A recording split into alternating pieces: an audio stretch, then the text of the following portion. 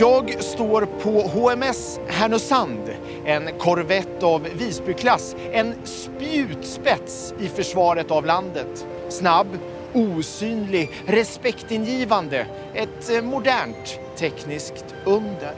För är man ett litet land som Sverige så måste man vara smart och vass. Och är det något som vårt land är bra på, då är det ingenjörskonst. Det här är berättelsen om en tysk ubåt och vad den har att göra med svensk ubåtsindustri.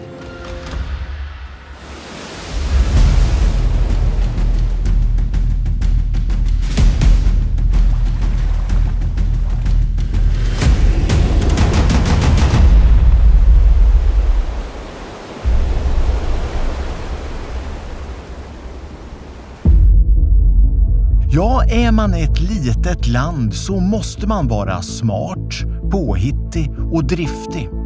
Att sammanfatta ett halvt årtusende av uppfinningar och teknisk utveckling är en omöjlig uppgift. Men vi kan sammanfatta allt lite. Vi kan börja med världsledande slagkraftiga vapensystem. Världens första hangarfartyg, HMS Dristigheten, som faktiskt redan 1927 kunde ha 2 flygmaskiner ombord. Och så det där med kalla krigets tekniska sensorer. Den moderna tekniken har också gett oss andra möjligheter att avspana omgivningen och upptäcka mål. Till exempel genom radar, hydrofoner och ekolod. Ja, det var med den här apparaten fienden såg vår spaningspatrull. Och så idag resultatet av årtiondens forskning, stridsbåt 90 och så osynliga korvetter. Och det är framförallt ett högteknologiskt varv. De sista fartygsbyggena, de här kustkorvetterna i plasttekniken och i den så kallade smygtekniken och allt det där, det ligger ju långt före det mesta. Och så till sist så är vi ett av få länder i världen som har kompetens att bygga bland det mest avancerade som finns. Ubåtar.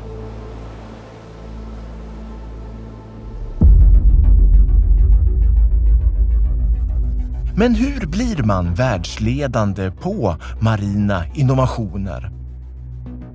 Bra och skarpa idéer kan komma till en på olika sätt.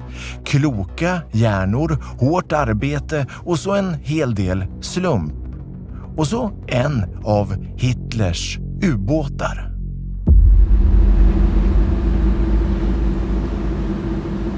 Snart så lägger vi till ute vid Öckerö och sen kommer Hönö och sen Vinga. Ett stenkast ifrån Göteborg rätt ut i Kattegatt.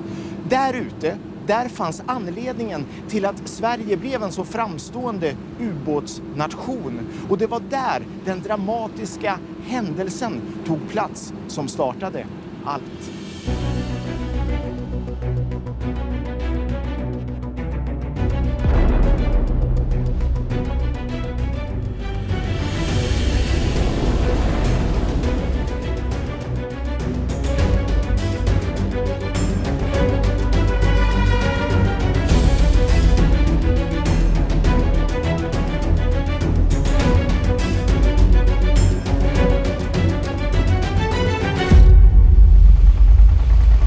Vi är på väg till Vinga och det var här ute man i början av maj 1945 såg något märkligt.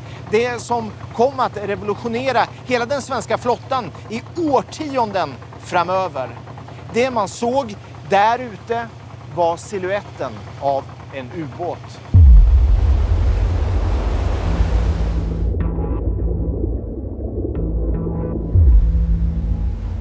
Hade historien velat annorlunda så hade tyskarna kanske hunnit bygga klart sina nya toppmoderna ubåtar före landstigningen i Normandie. Då skulle antagligen D-dagen slutat annorlunda. Kalla det slump, öde eller tur.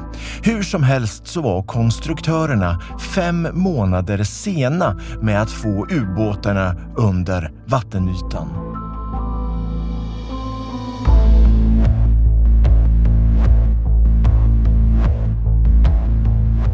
–1944 blir till 1945 och den tyska krigsmakten rämnar bit för bit på land och i luften. Men under ytan finns fortfarande ubåtarna kvar, men de möter hårt motstånd. Några av de toppmoderna ubåtarna seglar mot Norge för att komma undan.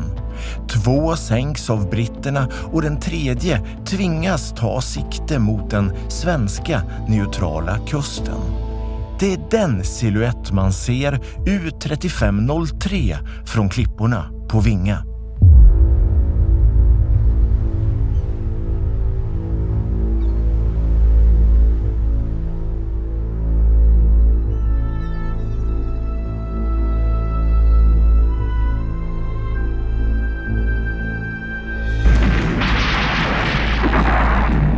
Det har skett en olycka ombord och ubåten har fyllts med dieselavgaser. De söker nödhamn helt enkelt. Väl uppe ur djupet så kryper besättningen ut på däck för att få luft. Och det dröjer inte länge förrän man siktas av svenska marina enheter. Där någonstans en del av den fruktade tyska ubåtsflottan nu på svenskt vatten. Helt plötsligt blir kriget väldigt påtagligt. Men så ser de att besättningen planerar att överge båten och till och med sänka den. Låta den toppmoderna krigsmaskinen gå till botten så att ingen annan ska få ta del av hemligheterna. Tyskarna sänker båten och skickas hem till Tyskland. När tyskarna väl var borta så bestämde man sig för att ubåten måste upp. Den måste bärgas. För inte kunde man låta ett sånt göttigt smörgåsbord av innovationer i framkant ligga kvar på botten. Ubåten ska tas upp. Den boxeras in till Göteborg och plockas ner bit för bit. De svenska ingenjörerna står stumma av häpnad. U-3503 är byggd för att vara snabbare och uthålligare än någon annan ubåt man tidigare sett. Strömlinjeformad, inkapslad kanon och stora effektiva batterier. Ingenjörerna konstaterar att hon har en avancerad snorkel så man kunde ta in friskluft utan att gå upp över ytan. Och bland det mest revolutionerande av allt, fjäderupphängd teknik som dämpade eventuella skador av sjunkbomber.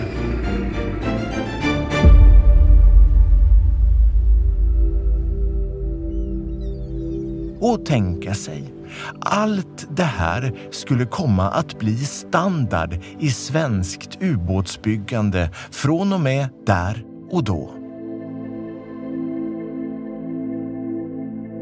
Det är väldigt sällan som innovativa idéer kommer som rena fina blixtar från en klar himmel. Nej, det hjälper lite om man får en skjuts på traven om man sneglar på vad andra håller på med, kanske fortsätter där andra har misslyckats och rent utav kopierar andras idéer. Det hjälper en hel del. Kort och gott så är det faktiskt så det fungerar.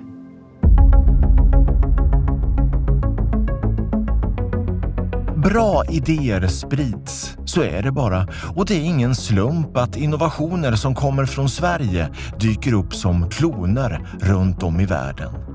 Stridsbåt 90 är ett lysande exempel.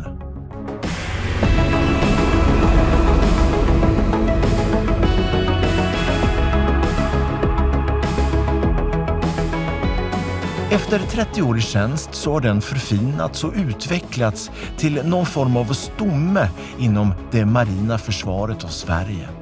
En robust, flytande plattform redo att anpassas för olika uppdrag och behov, även i framtiden.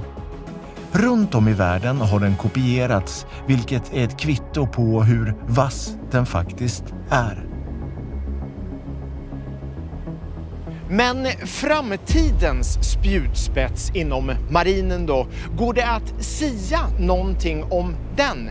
Ja, faktum är att framtiden byggs i detta nu och den kommer att bli mer avancerad än en rymdfarkost.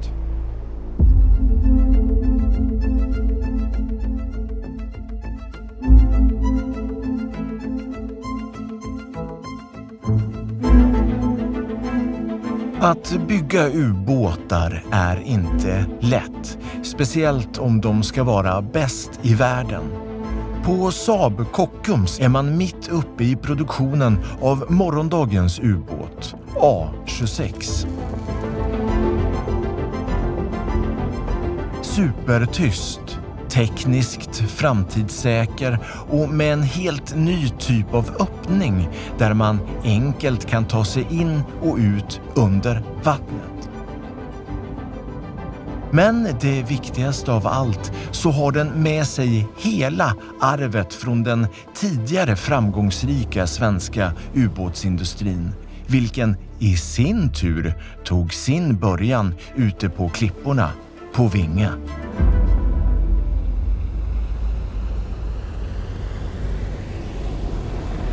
Havet binder samman människor och länder. Det är som ett nervsystem som löper över hela jorden. Och där människor möts kan det uppstå konflikter. I nästa avsnitt så träffar vi 2 sjömän som arbetat internationellt för att göra världen till en bättre plats. För då såg jag ju den här båten full med människor som redan tog in vatten och det var ju liksom bara minuter där.